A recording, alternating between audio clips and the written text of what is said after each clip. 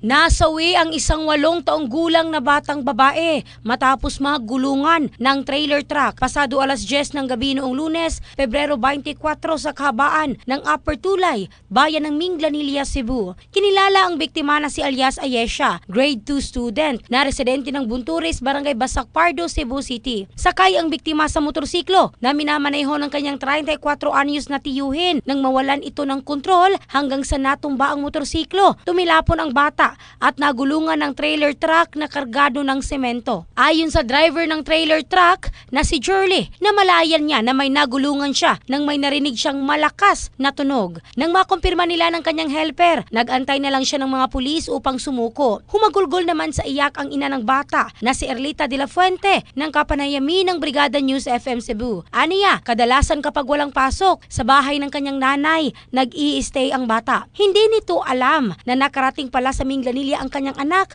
kasama ang tiyuhin nito dahil huli umanong paalam ay magpra-practice lang ng motorcycle driving sa kanilang lugar sa Barangay Basak Pardo. Pasado alas 10 ng gabi noong Lunes nang nagising na lang siya sa tawag na wala na ang kanyang anak. In the heart of changing lives, ito si Michelle Craste ng Brigada News Philippines, the Music and News Authority.